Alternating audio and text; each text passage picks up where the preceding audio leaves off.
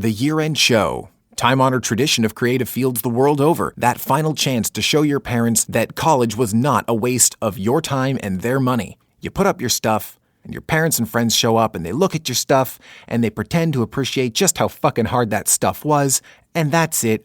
Good for you. Sometimes professionals show up. Art directors, talent scouts, big names in your field, whatever. So you wear your little suit and tie, you put out your little business cards, and you try to look like you know what the fuck you're doing so you can get hired and get a job, and then you can be happy, and your parents breathe a sigh of relief because they're happy, and the school gets to say like 99% of their students get employed 15 seconds after graduating, so they're happy, and everybody wins, except of course people living in the future dealing with the inevitable collapse of the devalued but essentially mandatory post-secondary education trend, but that's in the future. Everyone that matters is happy. I had 2 such shows on my itinerary. The first was my sister's photography show, held in downtown Toronto, and I was set to drive us there, except I woke up feeling weirdly dizzy. I'd been pushing myself really hard to finish everything for the end of the year and woke up, I don't know, short of breath and lightheaded. Hasn't this happened a bunch, like in high school? Every 6 months or so, I don't know. It doesn't matter. Nothing that can't be cured by hitting reset and jiggling the cord, am I right?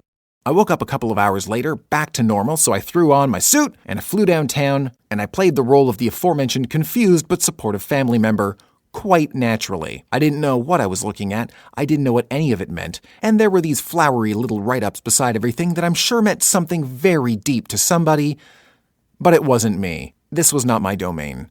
Photography and illustration are both visual arts, but they're just a little different, and I was doing a lot of polite nodding. Now, I could blame it on the series that I'm sure was channeling Tub Girl, but for whatever reason, I felt sick again very suddenly. I had to get out. I just needed air, so I stumbled outside and sat on the steps and felt very sleepy. And also, very like I was going to blow chunks. And as I had no intention of ending up like Bon Scott, I got some drugs to settle my stomach and we left. Sorry, sis, but I'm sure you aren't the first girl whose party was ruined by her little brother. Now, Smitty was done with college. Not graduating, so much as just done. He and the photo kids had their grad show also in Toronto, on the East End. And I was helping set up. I was helping more than some of the people in class, actually, but since they were really the only people left on campus I was friends with, I was happy to lend a hand. It was tough knowing this would kind of be goodbye. Robin and I were obviously going to attend the show, and Nola, too, for some reason. You're invited? Who the fuck invited that? Fine, I'll drive. Let's go. That's whatever. So we milled about the show, said hi, polite nodding, had no idea who any of these people were or what was going on. That's enough of that. Let's get a fucking drink. So we all went to some lame bar to pound back a few, except for me, of course, because I was driving and therefore could not drink, which therefore left me with plenty of time to ruminate whether I wanted to or not.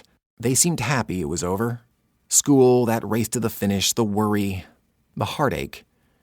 Now just into the unknown of finding employment and hopefully that sense of fulfillment. I didn't know if I'd be so lucky. When you just keep on keeping on, you can trick yourself into worrying less, but then sometimes you'll see through the cracks and realize how close the end really is. What if I didn't make it to the end? Never got my own grad show. 3 years. 3 years to go, and I had no idea what I was doing or if I even wanted to do it anymore. College was not what I expected.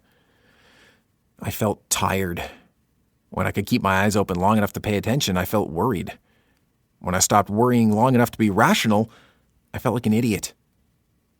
More and more, I finished my day feeling like I was falling apart, staring into the dark, holding back tears, wishing my mind would stop racing and the room would stop spinning.